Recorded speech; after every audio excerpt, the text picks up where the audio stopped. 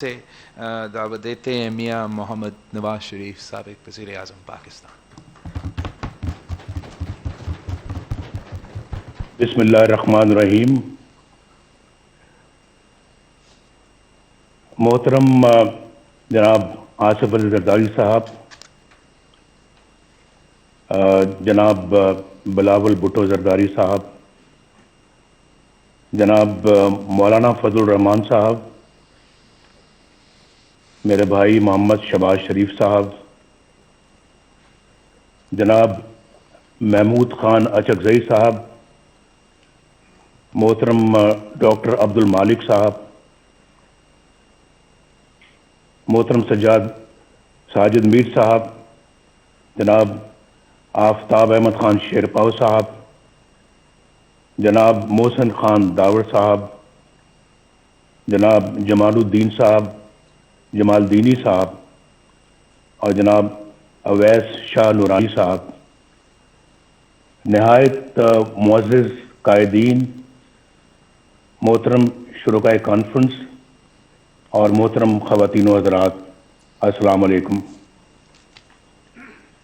بہت شکریہ جناب محترم آصف زرداری صاحب،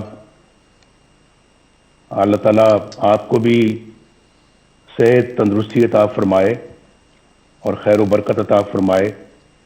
میری بہت ساری دعائیں آپ کے لیے بھی ہیں، اور بلاول بھٹو زرداری صاحب کے لیے بھی ہیں۔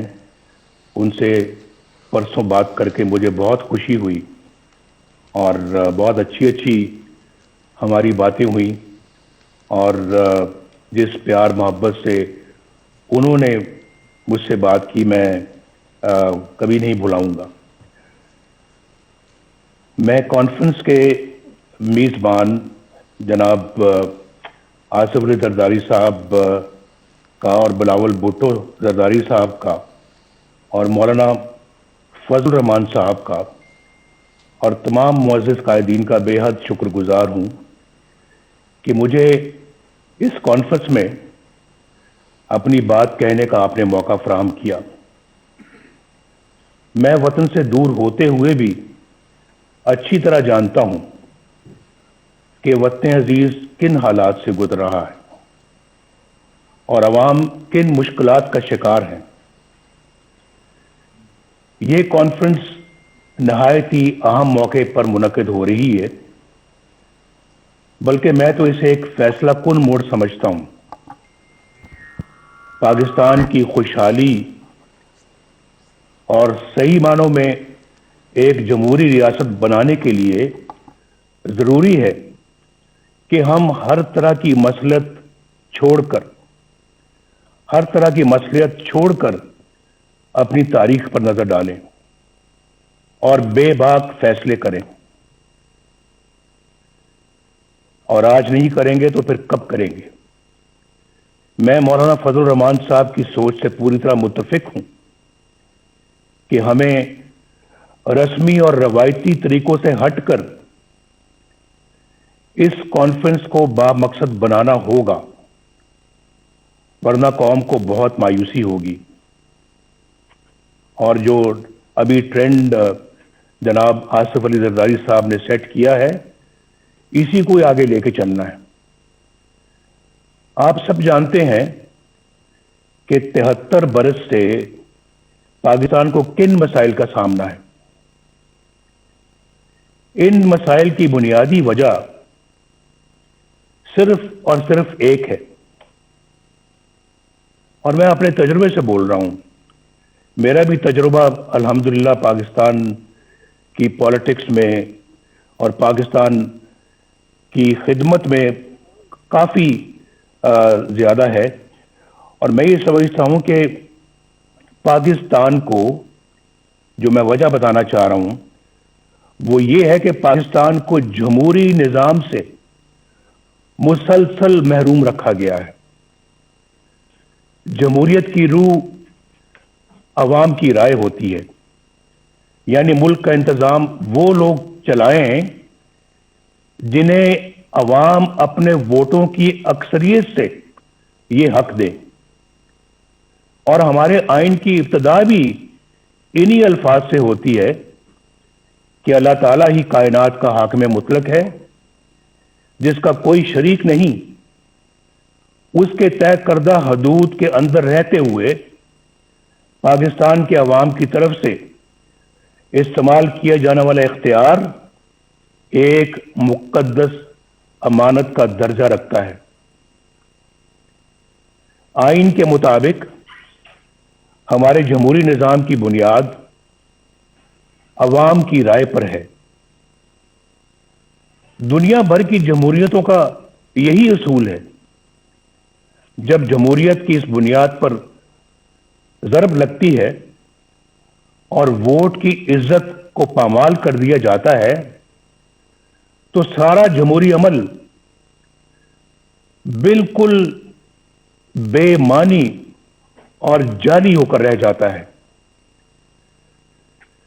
جب عوام کے مقدس امانت میں خیانت کی جاتی ہے اور انتخابی عمل سے پہلے یہ طے کر دیا جاتا ہے کہ کس کو جتانا ہے اور کس کو ہروانا ہے، انتخابات میں دھاندلی سے مطلوبہ نتائج حاصل کر لیے جاتے ہیں اور رہی صحیح کسر حکومت سازی کے لیے جوڑ توڑ میں نکال دی جاتی ہے، تو اندازہ لگایا جا سکتا ہے کہ کس طرح سے عوام کو دھوکہ دیا جاتا ہے اور عوامی مینڈیٹ کیسے چوری کیا جاتا ہے۔ بدقسمتی سے پاکستان کو اس طرح بنا کر رکھ دیا گیا ہے۔ اگر کبھی عوام کی کوئی نمائندہ حکومت بن بھی گئی تو اسے ہر طرح کی سازش کے ذریعے سے پہلے بے اثر اور پھر فارغ کر دیا جاتا ہے۔ اس میں یہ بھی پرواہ نہیں کی جاتی کہ اس سے ریاستی ڈھانچہ کمزور ہوگا، اقوام عالم میں جگ ہنسائی ہوگی اور عوام کا ریاستی اداروں پر سے اعتماد اٹھ جائے گا۔ یہ بات پاکستان کے بچے بچے کی زبان پر ہے کہ 73 سالہ تاریخ میں ایک بار بھی کسی منتخب وزیر اعظم کو اپنی 5 سال کی آئینی مدت پوری نہیں کرنے دی گئی۔ ہر ڈکٹیٹر نے اوسطاً 9 سال غیر آئینی طور پر حکومت کی، جبکہ عوام کے ووٹوں سے منتخب وزیر اعظم کو اوسطاً 2 سال سے زیادہ کا عرصہ شاید ہی ملا ہو۔ جرنیلوں کی مہم جوئی کو روکنے کے لیے 1973 کے آئین میں آرٹیکل 6 ڈالا گیا، آرٹیکل 6، لیکن اس کے بعد بھی 20 سال جرنیلی آمریت کے نظر ہو گئے۔ خواتینوں حضرات اور جناب صدر، جب ایک ڈکٹیٹر کو آئین شکنی کے جرم میں پہلی بار عدالت کے کٹہرے میں لایا گیا تو آپ نے دیکھا کیا ہوا؟ کیا ہوا؟ مجھے یہ کہتے ہوئے دکھ ہوتا ہے کہ جس طرح ہر مارشل لاء کو عدالتوں نے جائز قرار دیا، ڈکٹیٹرز کو آئین سے کھلواڑ کرنے کا اختیار دیا، 3 سالوں کے لیے دیا، اسی طرح 2 بار آئین توڑنے والے کو بریت کا سرٹیفکیٹ بھی عدالتوں ہی نے دیا۔ اسے ایک دن تو کیا، 1 گھنٹے کے لیے بھی جیل میں نہ ڈالا جا سکا۔ پوری داستان ہے میرے پاس جو کسی وقت سناؤں گا کہ کہاں سے کہاں لے گئے، جبکہ آئین پر عمل کرنے والے ابھی تک کٹہروں میں کھڑے ہیں اور جیلوں میں پڑے ہیں۔ ہماری تاریخ میں تقریباً 33 سال کا عرصہ فوجی آمریت کی نظر ہو گیا۔ یہاں صرف ایک ڈکٹیٹر پر مقدمہ چلا، خصوصی عدالت بنی، کارروائی ہوئی، اسے آئین اور قانون کے تحت سزا سنائی گئی، لیکن کیا ہوا؟ میں پوچھنا چاہتا ہوں کیا ہوا؟ کیا مجرم گرفت میں آ گیا؟ کیا سزا ملی؟ یہ سب تو دور کی بات، ہوا تو یہ کہ عدالت اس سرے سے غیر آئینی قرار دے دی گئی۔ یہاں کوئی یہ انہونی بات نہیں، یعنی پاکستان میں یہ کوئی انہونی بات نہیں کہ کسی ڈکٹیٹر کے بڑے سے بڑے جرم پر بھی کوئی کارروائی نہ ہو، اور اگر ہو بھی جائے تو کوئی اسے چھو بھی نہ سکے، اور اگر کوئی فیصلہ آ بھی جائے تو صرف سزا ہی نہیں، عدالت کو بھی ہوا میں اڑا دیا جائے۔ لیکن آخر کب تک؟ کب تک؟ اس کے برعکس ان سیاستدانوں کو دیکھیے جو عوام کے ووٹوں سے وزیر اعظم بنے، کوئی قتل ہو گیا، کوئی پھانسی چڑھ گیا، کوئی ہائی جیکر بن گیا، چور اور غدار قرار دے دیا گیا، کسی کو جلا وطن کر دیا گیا، اور کوئی عمر بھر کے لیے نااہل ہو گیا۔ ان کے گناہ اور سزائیں ختم ہونے میں آ ہی نہیں رہی، وہ جھوٹے مقدمات میں اپنی ماؤں، اپنی بہنوں، اپنی بیٹیوں کے ساتھ پیشیاں بھگت رہے ہیں۔ دراصل یہ سلوک پاکستان کے عوام کے ساتھ کیا جا رہا ہے، اور سزا بھی پاکستان کے عوامی کو مل رہی ہے۔ آپ میں سے اکثر کو حکومت کا بھی تجربہ ہے، آپ جانتے ہیں کہ عوام کی حمایت سے کوئی جمہوری حکومت بن جائے تو کس طرح اس کے ہاتھ پاؤں باندھ دیے جاتے ہیں، اور کس طرح عوامی نمائندوں کی تذلیل اور تحقیر ہوتی ہے، کس طرح کردار کشی کا ایک منظم سلسلہ شروع ہو جاتا ہے، کس طرح قومی مفاد کے خلاف کسی سرگرمی کی نشاندہی کرنے پر انہیں ملک دشمن اور غدار قرار دے دیا جاتا ہے۔ خلاصہ یہ ہے کہ یہاں یا تو مارشل لا ہوتا ہے یا پھر منتخب جمہوری حکومت سے کہیں زیادہ طاقتور پیرلل یعنی متوازی حکومت قائم ہو جاتی ہے، ایک پیرلل نظام چلتا ہے۔ غالباً ایک بار سابق وزیر اعظم یوسف رضا گیلانی صاحب نے کہا تھا کہ یہاں سٹیٹ ود ان سٹیٹ قائم ہے، جسے برداشت نہیں کیا جا سکتا۔ دکھ کی بات یہ ہے کہ اب معاملہ state with in the state سے آگے نکل کر سٹیٹ ابو دا سٹیٹ تک جا پہنچا ہے۔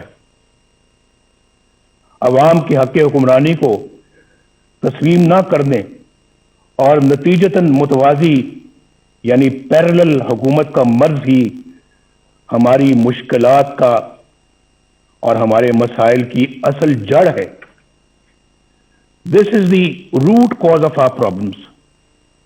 یہ جڑ ہے ہمارے مسائل کی، اور یہی وجہ ہے کہ عالمی برادری میں ہماری ساکھ ختم ہو کر رہ گئی۔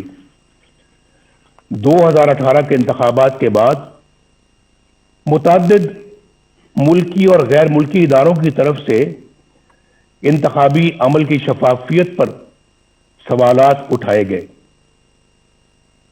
میں تو جیل میں تھا، لیکن خبریں مجھے سب ملتی رہی ہیں۔ بعض نے تو ان سیٹوں کی تعداد بھی بتائی جہاں دھاندلی کی وجہ سے نتائج تبدیل کر دیے گئے۔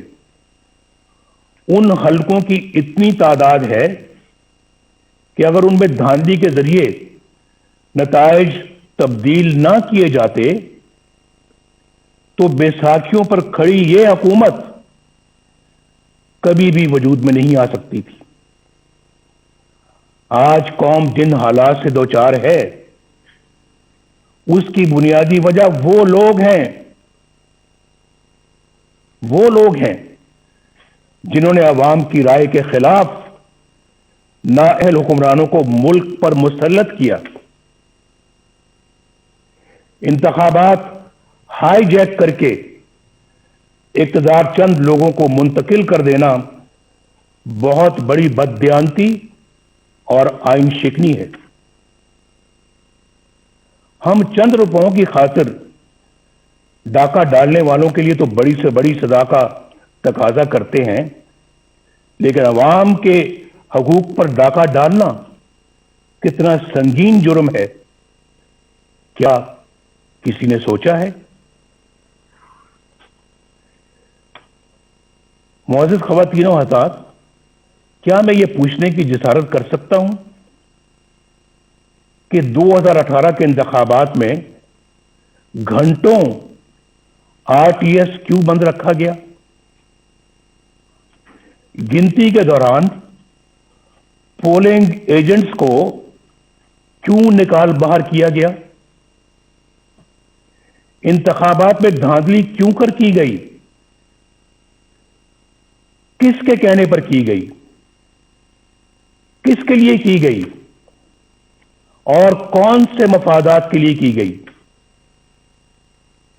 इसमें साबिक चीफ इलेक्शन कमिश्नर और सेक्रेटरी इलेक्शन कमीशन को भी जवाब देना होगा, और जो लोग भी धांधली के जिम्मेदार हैं उन सबको हिसाब देना होगा। मोहतरम कायदीन काम, जनाब चेयरमैन, इस नाअहल हुकूमत ने 2 सालों में पाकिस्तान को कहां से कहां पहुंचा दिया है, इसका कोई अंदाजा कर सकता है? पाकिस्तान की मईशत बिल्कुल तबाह हो चुकी है, या जो कहते हैं ना कि पाकिस्तान की मईशत तबाह हो रही है, नहीं, बात उससे बहुत आगे चली गई है। पाकिस्तान की मईशत बिल्कुल तबाह हो चुकी है। 5.8% की शरह तरक्की से आगे बढ़ता हुआ पाकिस्तान आज 0 से भी नीचे जा चुका है। पाकिस्तानी रुपया भारत और बांग्लादेश ही नहीं, अफगानिस्तान और नेपाल से भी ज्यादा नीचे गिर चुका है। जिस महंगाई पर हमने मुकम्मल काबू पा लिया था, वो आज कई गुना बढ़ चुकी है।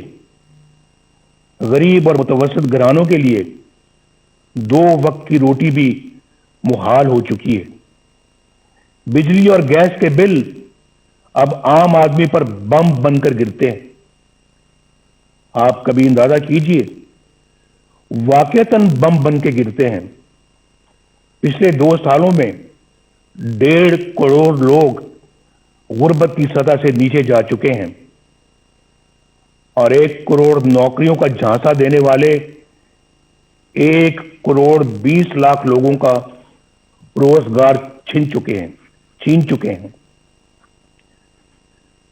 इस नालायक हुकूमत ने हर मामले पर यू टर्न लिया है। आज सरमायाकारी बिल्कुल खत्म हो चुकी है। सी पैक सख्त कंफ्यूजन का शिकार है। कर्जे खत्म कर देने का दावा करने वालों ने 2 साल की कलील मुद्दत में कर्जों में इतना इजाफा कर दिया है कि पिछले तमाम रिकॉर्ड टूट गए हैं। ये मैं फैक्ट्स और फिगर्स से सारी बात बता रहा हूं। और इसके बावजूद कोई एक भी बड़ा तरक्याती मंसूबा शुरू नहीं किया जा सका।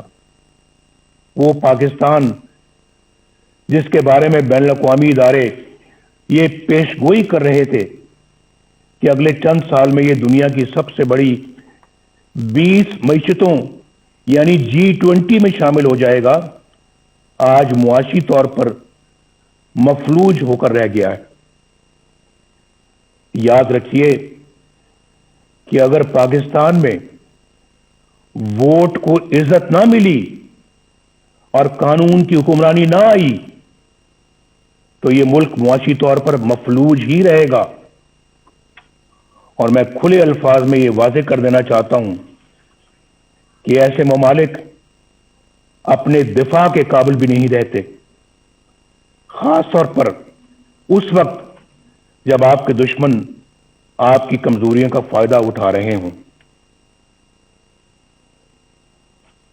خواتین و حضرات، ملک بدامنی، افراتفری اور جرائم کا گڑھ بن چکا ہے. آئے دن ایسی پریشان کن خبریں آتی رہتی ہیں جن سے عوام کو امن و امان سے متعلق درپیش پریشانیوں کا اندازہ بخوبی لگایا جا سکتا ہے. شیخوپورہ سیالکوٹ روڈ پر قوم کی ایک بیٹی کے ساتھ پیش آنے والا واقعہ دل دہلا دیتا ہے. اس سانے کے بعد مزید تکلیف کا باعث اس سنگ دل پولیس افسر کا ہے جو بنیادی انسانی اقدار سے بھی محروم ہے. اس کا بڑا المیہ یہ ہے کہ حکومت کی تمام تر ہمدردیاں قوم کی بیٹی کے بجائے اپنے چہیتے پولیس افسر کے ساتھ ہے. جناب چیئرمین، پاکستان آبادی کے لحاظ سے دنیا کا چھٹا بڑا ملک ہے، جغرافیائی اعتبار سے بھی انتہائی اہم ہے. پاکستان کی خارجہ پالیسی بنانے کا اختیار عوامی نمائندوں کے پاس ہونا چاہیے. ہماری خارجہ پالیسی عوامی امنگوں اور ملکی مفادات سے ہرگز متصادم نہیں ہونی چاہیے. کھربوں روپے کے نقصان اور ہزاروں جانیں قربان کرنے کے باوجود ہم کبھی فیٹف اور کبھی کسی اور کٹہرے میں کھڑے شرمناک صفائیاں پیش کر رہے ہوتے ہیں. جب کشمیر کا نام زبان پر آتا ہے تو 73 سال سے دی جانے والی قربانیاں آنکھوں کے سامنے آ جاتی ہیں.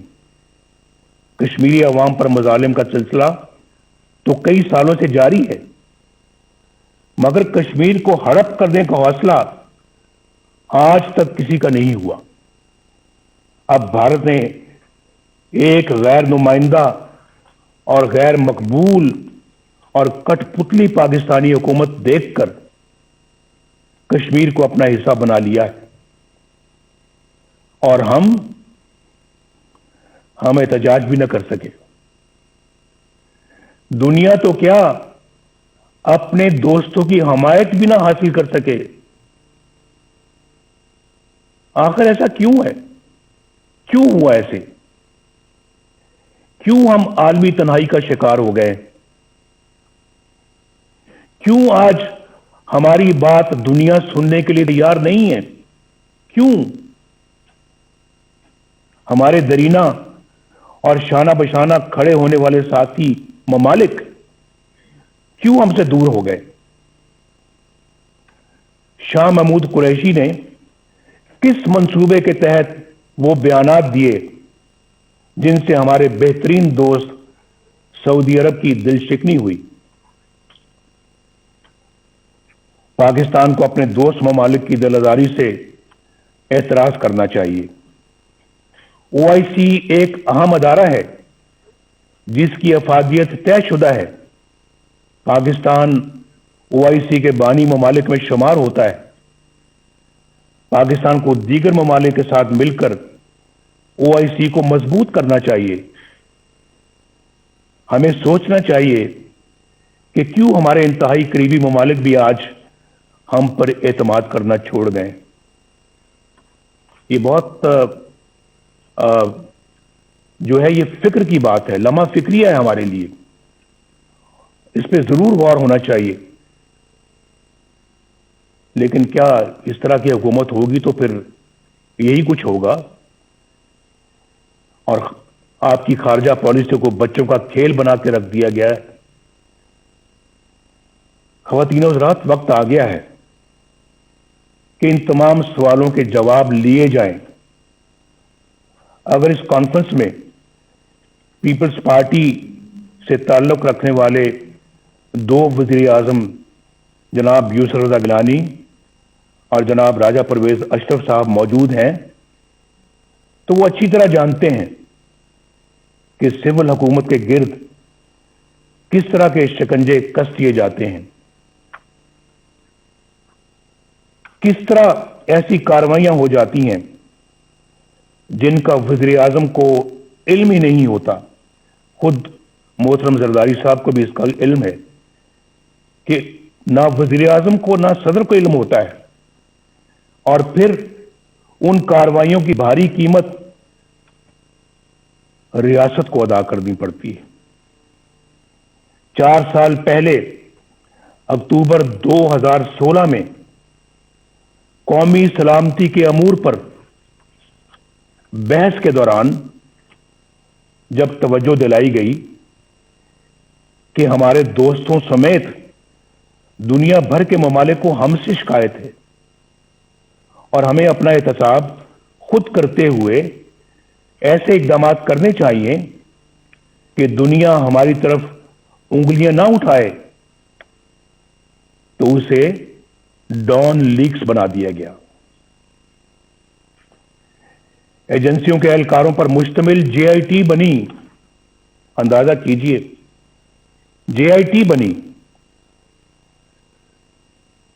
ثبوت تو کسی کے خلاف کچھ نہ تھا، لیکن پروپیگنڈا مشینوں کے ہاتھوں ہمیں اور مجھے بھی غدار اور ملک دشمن ٹھہرا دیا گیا۔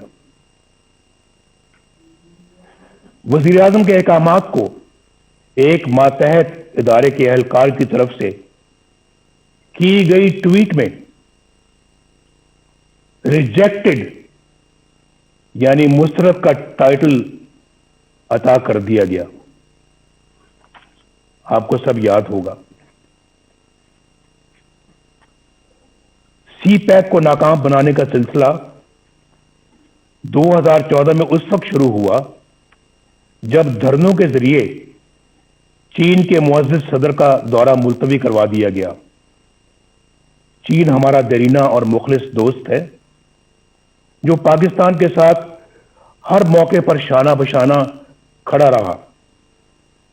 پاکستان اور چین کے تعلقات مزید مستحکم کرنے میں اور سی پیک کے حوالے سے صدر شی جن پنگ کا کردار قابل تعریف ہے۔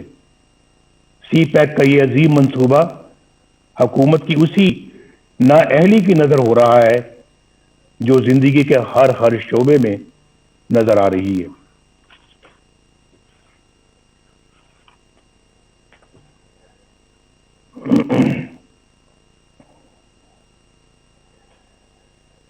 اگر میں یہ کہوں تو بے جانا ہوگا کہ سی پیک کے ساتھ پشاور کی بی آر ٹی جیسا سلوک ہو رہا ہے، جہاں کئی سال بیت گئے، منصوبے سے کئی گنا زیادہ رقم غرق ہو چکی، مگر نتیجہ آج بھی نظروں سے اوجھل ہے۔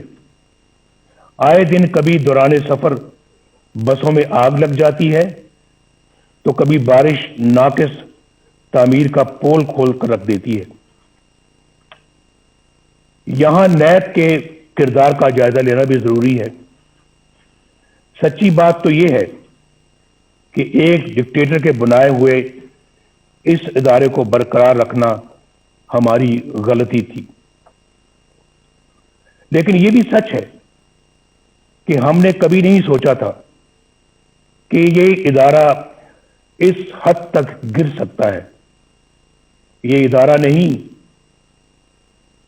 بلکہ اندھے حکومتی انتقام کا اعلی کار بن چکا ہے۔ اس کے کئی سینئر اہلکاروں کے گھناؤنے کردار فاش ہو چکے ہیں۔ اس ادارے کا چیئرمین جاوید اقبال اپنے عہدے اور اختیارات کا انتہائی نازیبا اور مذموم استعمال کرتے ہوئے پکڑا جاتا ہے۔ مگر نہ تو کوئی انکوائری ہوتی ہے، نہ ایکشن لیا جاتا ہے، اور نہ ہی شفافیت کے دعوے دار عمران خان پر کوئی جوں ریتتی ہے۔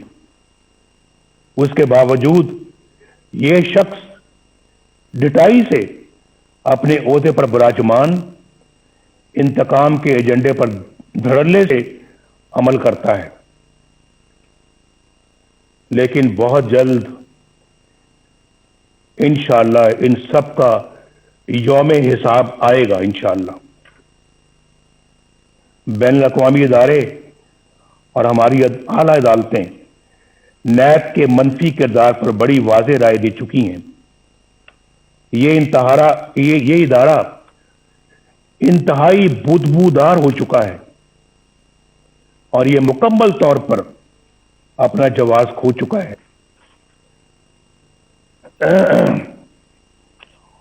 اپوزیشن کے لوگ اس کا نشانہ بنے ہوئے ہیں، جو اپنے گھر کی خواتین کے ساتھ نیب کے دفتروں، عدالتوں اور جیلوں میں رول رہے ہیں۔ جو نیب سے بچتا ہے اسے ایف آئی اے کے سپرد کر دیا جاتا ہے، جو ایف آئی اے سے بچے وہ اینٹی نارکوٹکس کے ہٹے چڑھ جاتا ہے، اور جو وہاں سے بچ جائے اسے کسی بھی جھوٹے مقدمے میں پکڑ لیا جاتا ہے۔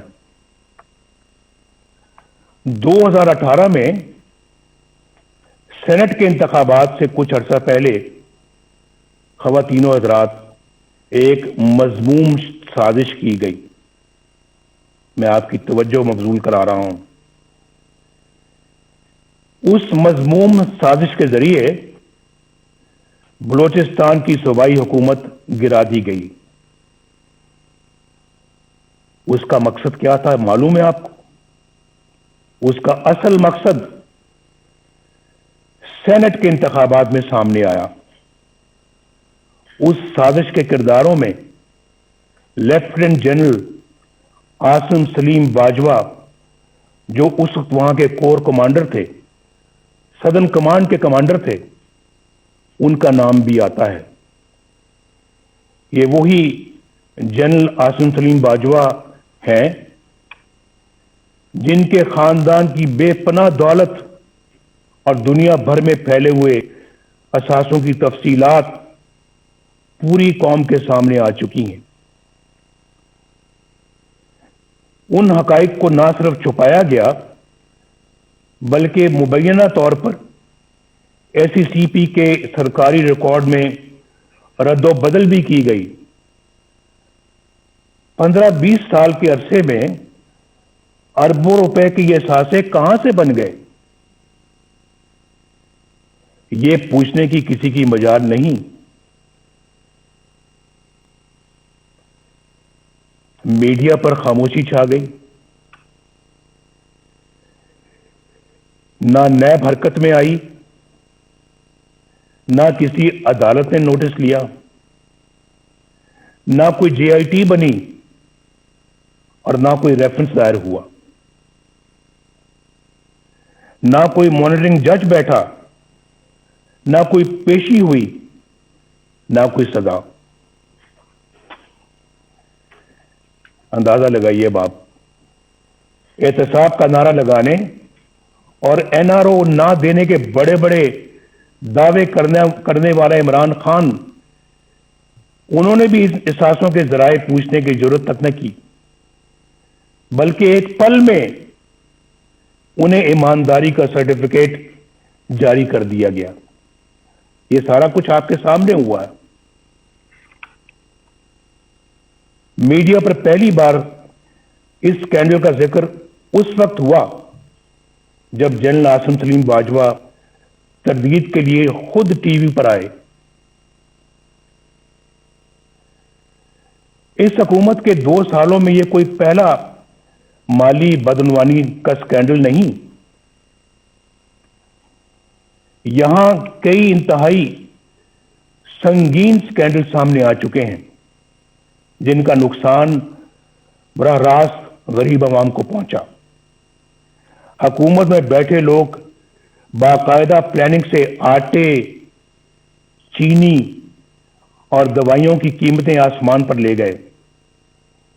یاد ہے نا آپ کو جب ہم چھوڑ کر گئے تھے چینی 50 روپے کلو تھی, آج کتنی ہے؟ آج کہتے ہیں 100 روپے تک جا پہنچی. اور آٹے کی قیمتیں بھی دیکھ لیں آپ, دوائیوں کی قیمتیں آسمان تک پہنچ گئی ہیں. عوام کے کھربوں روپے لوٹ لیے گئے. ملک کا حکمران اگرچہ دن رات کرپشن مافیاز اور این آر او کا ڈنڈورا پیٹتا ہے, لیکن چینی کی قیمت بڑھانے میں خود اس کی ذات ملوث ہے. کیا نیب اسے تحقیقات کے لیے گرفتار نہیں کرے گا؟ کیا اس پر کوئی ریفرنس دائر نہیں ہوگا؟ علیمہ خان صاحبہ جو کوئی جدی پشتی رئیس نہیں, بس خیراتی اداروں کی فنڈ ریزنگ کرتی رہتی ہیں, ان کے بیرون ملک اثاثوں کے ذرائع کی نیب کبھی کوئی چھان بین نہیں کرے گا؟ بنی گالہ میں عمران خان کے ذاتی گھر, اس کی غیر قانونی تعمیر کی فائل کیا یوں ہی بند رہے گی؟ فارن فنڈنگ کیس جس میں بے شمار مالی بے ضابطگیاں ہیں اور کرپشن ہے, جن کی گواہی خود پی ٹی آئی کے رہنما دے رہے ہیں.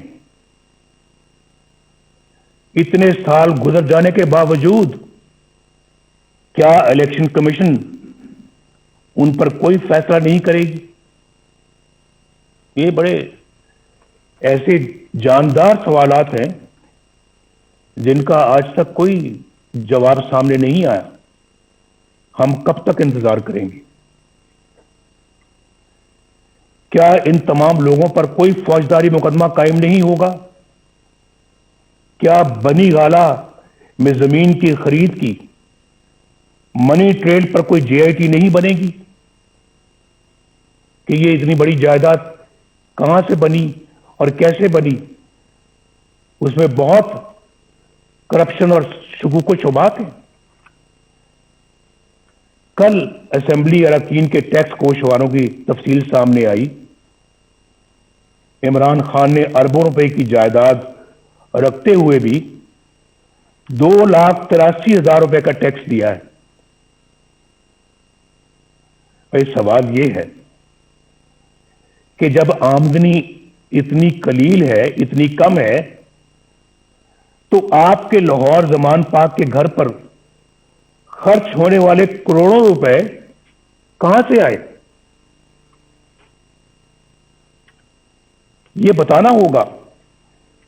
کیا نیب ان آمدن سے زیادہ اثاثوں پر کوئی ایکشن نہیں لے گا؟ احتساب کے اداروں کو اپوزیشن کے سوا کسی کے احساس سے نظر نہیں آتے اور نہ ہی کسی کی آمدنی کے ذرائع.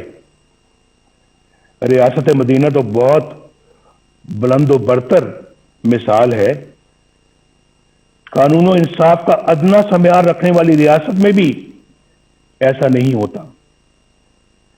کیا کچھ لوگ اس دورے معیار کی وجہ سے کسی جرم کے بغیر سزائیں پاتے رہیں گے اور کچھ لوگ سب کچھ کر کے بھی بے گناہی اور معصومیت کے سرٹیفکیٹ حاصل کرتے رہیں گے؟ قوم کب تک دیکھنے اور جاننے کے باوجود خاموشی سے یہ سب کچھ سہتی رہے گی؟ کیا ہم ایسا پاکستان اپنی آنے والی نسلوں کے لیے چھوڑنا چاہتے ہیں؟ فیصلہ کر لیں آج. کیا ہم ایسا پاکستان اپنی آنے والی نسلوں کے لیے چھوڑنا چاہتے ہیں؟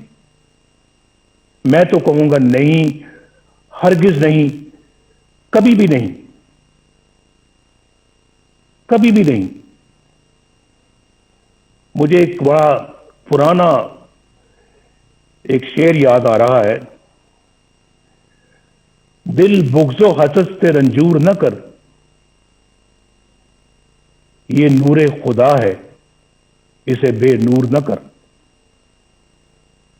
نا اہل و کمینہ کی خوشامد سے اگر جنت بھی ملے تجھ کو تو منظور نہ کر. میں تو ان خیالات کا حامی ہوں, اس نظریے کا حامی ہوں. خواتین و حضرات, میڈیا کو ریاست کا چوتھا ستون کہا جاتا ہے. اظہار کی آزادی بنیادی انسانی حقوق میں سے ایک ہے. افسوس کہ دیگر حقوق کی طرح پاکستانی عوام سے یہ حق بھی چھین لیا گیا. ایک طرف مجھے سیاسی جماعتوں کا بلیک آؤٹ نظر آتا ہے اور دوسری طرف غیر سیاسی اور غیر جمہوری عناصر کا بے روک ٹوک پروپیگنڈا. کہیں مجھے چینلوں کی غیر قانونی بندش نظر آتی ہے تو کہیں اخبارات اور جرائد کی مخصوص علاقوں میں تقسیم پر پابندیاں. ریاستی طاقت سے میڈیا کی زبان بندی کہاں کا انصاف ہے؟ صحافیوں, بالخصوص خواتین صحافیوں کو سرکاری ایجنسیوں کا اٹھا کر لے جانا اور تشدد کا نشانہ بنانا بزدلانہ اور انتہائی قابل مذمت ہے. سینئر صحافیوں کو چینلوں یا اخبارات کی ملازمت سے برخاست کروا دینا, بے بنیاد مقدمات میں الجھا دینا اور قید میں ڈال دینا کیا ایک جمہوری ریاست کا طریقہ ہے؟ میں اس کانفرنس کے شرکاء سے درخواست کروں گا کہ سب مل کر یہ عہد کریں کہ ہم میڈیا اور ذرائع ابلاغ کی حفاظت کریں گے اور اس کی آزادی پر کوئی قدغن قبول نہیں کریں گے.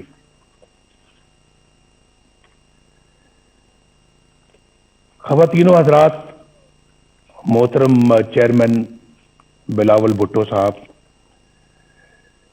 جمہوریت کو کمزور کرنے اور اپنا مخصوص ایجنڈا نافذ کرنے کے لیے تقسیم کرو یعنی ڈیوائیڈ اینڈ رول یعنی لڑاؤ اور حکومت کرو کی پالیسی معمول بن چکی ہے. کچھ عرصہ پہلے تک یہ تقسیم سیاستدانوں تک محدود تھی جنہیں مخصوص حلقوں کی طرف سے بلایا, ڈرایا اور دھمکایا جاتا تھا. یہ طریقہ سیاسی جماعتیں توڑنے اور فارورڈ بلاک بنانے یا پھر مرضی کی پارٹیاں بنانے کے لیے استعمال ہوتا رہا اور آج بھی ہوتا ہے. محکمہ زراعت کو تو آپ سمجھتے ہی ہیں. آج ہمیں یہ فیصلہ کرنا ہوگا کہ ہم ایک ہیں اور قومی مفاد کی خاطر تقسیم ہونے سے انکار کرتے ہیں. اگر ہم ایسا کرنے میں کامیاب ہو گئے تو پھر یہ کانفرنس کامیاب ہے. ایسا کرنے میں اگر ہم کامیاب ہو گئے تو یہ کانفرنس ہماری تاریخ کا بڑا سنگ میل بن سکتی ہے. اب ڈیوائیڈ اینڈ رول کا یہ ہتھیار وکلاء, دانشوروں, تاجروں, صنعت کاروں اور میڈیا کے لیے استعمال ہو رہا ہے, بلکہ اب اس کا ہدف عدلیہ بھی ہے. جو جج انصاف اور قانون کی راہ پر چلتا ہے اور دباؤ میں آنے سے انکار کرتا ہے اسے عہدے سے ہٹانے کی سازشیں شروع ہو جاتی ہیں. جسٹس شوکت عزیز صدیقی اور جسٹس قاضی فائز عیسیٰ کی مثالیں ہمارے سامنے ہیں. یہ دونوں جج صاحبان دیانتداری, سچائی اور امانت داری کی شہرت کے حامل ہیں. آج تک کسی فورم نے یہ تحقیق ضروری نہیں سمجھی کہ جسٹس شوکت عزیز صدیقی نے جو کچھ حلفاً کہا انہیں حلف پر کہا، اس کا بھی تو جائزہ لیا جائے. بعض امیر ججوں کے ساتھ یہاں ایسا ہی سلوک کیا جاتا ہے. انفارچونیٹلی یہاں انصاف پسند اور امانت دار نہیں بلکہ ایسے منصف تلاش کیے جاتے ہیں جو ان کے ہر جائز اور ناجائز مطالبات تسلیم کریں، ان کے جبر و استبداد اور بلیک میلنگ کے آگے سر تسلیم خم کریں، نظریہ ضرورت بنائیں اور پروان چڑھائیں.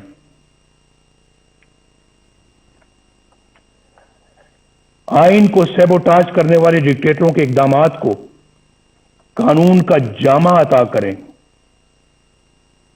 ان کے گلے میں ہار پہنائیں، ان کو ویلکم کریں، خوش آمدید کہیں ان کو. آپ نے تو بہت اچھا کام کیا ہے، آپ کی تو ضرورت تھی آج، یہ تو کام بہت پہلے ہو جانا چاہیے تھا، آپ نے ماشاء اللہ لیٹ لگایا ہے، یہ پہلے لگانا چاہیے تھا. سب سے پہلے پلیٹ میں پھول لے کر ان کو پیش کیے جاتے رہے ہیں، اور پھر آرٹیکل 6 جیسے سنگین جرم کے ملزم کو آئین میں ترمیم کا اختیار عطا کیا جاتا ہے. یہ سب تماشا آپ نے اپنی آنکھوں سے دیکھا ہے. اس کے باوجود یہ سب کچھ دوبارہ کہنے کی نوبت آ رہی ہے.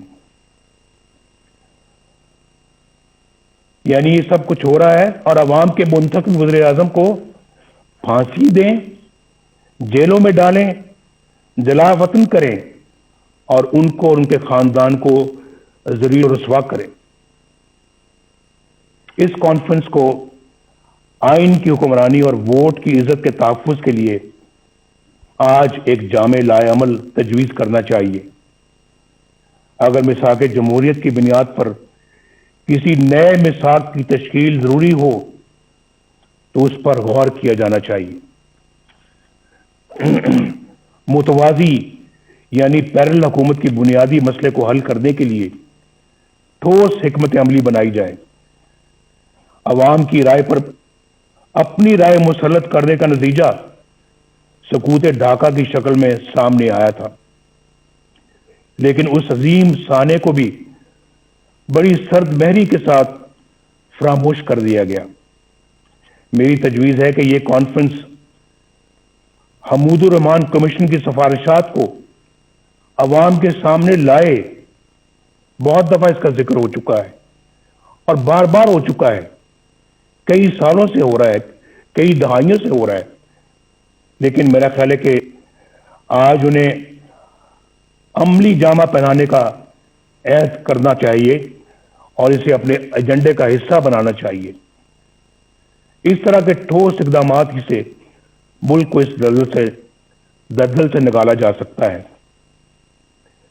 اس وقت ہماری اولین ترجیح اس غیر نمائندہ اور نااہل اور سلیکٹڈ حکومت اور اس سے کہیں زیادہ اہم اس نظام سے جس کا میں نے ذکر کیا ہے، اس سے نجات حاصل کرنا ہے. عمران خان ہمارا ایز سچ ہدف نہیں ہے، ہمارا مقابلہ عمران خان سے نہیں ہے. یہ میں الیکشن سے پہلے بھی کہہ چکا تھا اور آج بھی کہہ رہا ہوں. آج ہماری جدوجہد عمران خان کو لانے والوں کے خلاف ہے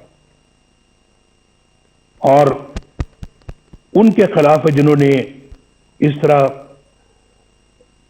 انہیں الیکشن چوری کر کے اس طرح کے نااہل بندے کو اس جگہ پر لا کر بٹھایا ہے اور ملک کو برباد کر دیا ہے. یہ ملک ہمیں تمام چیزوں سے زیادہ عزیز ہے، جس نے عوام اور اپوزیشن کے ساتھ ساتھ اچھی شہرت کے حامل جج صاحبان کو بھی نشانہ بنا لیا ہے. یہ تبدیلی عمل میں نہ آئی تو یہ نااہل اور ظالمانہ نظام ملک کو ناقابل تلافی نقصان پہنچا دے گا.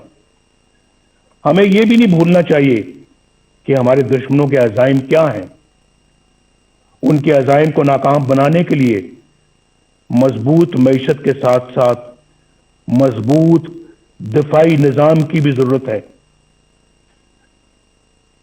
ہم نے پہلے بھی اس ملک کو الحمدللہ ایٹمی قوت بنایا ہے اور ہر وہ ضرورت پوری کی ہے جس کے لیے ہمارے دفاع کو ضرورت تھی۔ ہماری قومی سلامتی کے لیے ضروری ہے کہ ہم اپنی معیشت کے ساتھ ساتھ اپنی مسلح افواج کو بھی مضبوط سے مضبوط تر بنائیں۔ ہم نے اس کام میں ماضی میں بھی کبھی کوئی کسر نہیں چھوڑی، کوئی کوتاہی نہیں کی، اور آئندہ بھی ہماری یہ ترجیح رہے گی۔ ہمارے دفاع کی مضبوطی اور قومی سلامتی کے لیے سب سے اہم یہ ہے کہ ہماری مسلح افواج آئین پاکستان اپنے دستوری حلف اور قائد اعظم کی تلقین کے مطابق خود کو سیاست سے دور رکھیں اور عوام کے حق حکمرانی میں مداخلت نہ کریں۔ کسی کے کہنے پہ پرائم منسٹر ہاؤس کے گیٹ پھلانگ کر پرائم منسٹر ہاؤس میں داخل ہو کر پرائم منسٹر کو گرفتار نہ کریں، بندوق کی نوک پر گرفتار نہ کریں۔ ایسا ان آنکھوں نے دیکھا ہے، اس کا مشاہدہ کیا ہے، وہ منظر میری آنکھوں کے سامنے رہتے ہیں اور بڑا دکھ ہوتا ہے کہ ہم نے اپنے ملک کو کیا بنا دیا ہے، ایک تماشا بنا دیا ہے، اپنی نظروں میں بھی اور دنیا کی نظروں میں بھی۔ جناب چیئرمین اور معزز خواتین و حضرات، آخر میں آپ کو یقین دلاتا ہوں کہ اے پی سی اتفاق رائے سے جو بھی حکمت عملی اور لائے عمل ترتیب دے گی، مسلم لیگ نون اس کا بھرپور ساتھ دے گی۔ شہباز شریف صاحب یہاں پر بیٹھے ہیں، ہماری پارٹی کے دیگر قائدین بیٹھے ہیں، انشاءاللہ ہم بھرپور ساتھ دیں گے اور ایک سیکنڈ کے لیے بھی پیچھے نہیں ہٹیں گے۔ میں اپنی یہ گزارش ایک بار پھر دہرانا چاہتا ہوں کہ اے پی سی روایت سے ہٹ کر حقیقی تبدیلی کے لیے ٹھوس اور مؤثر اقدامات تجویز کرے۔ ہمارے کئی دوست آج قید و بند کی صعوبتیں کاٹ رہے ہیں۔ جناب خورشید صاحب، کورونا میں مبتلا حمزہ شہباز شریف صاحب، میر شکیل الرحمان صاحب اور دیگر ساتھی ناکردہ گناہوں کی سزا میں جیل کاٹ رہے ہیں۔ ہمارا مقصد بڑا ہے، کل یہی قربانیاں ہماری نئی صبح کی اساس اور ہماری منزل کے حصول کا انشاءاللہ باعث بنے گی۔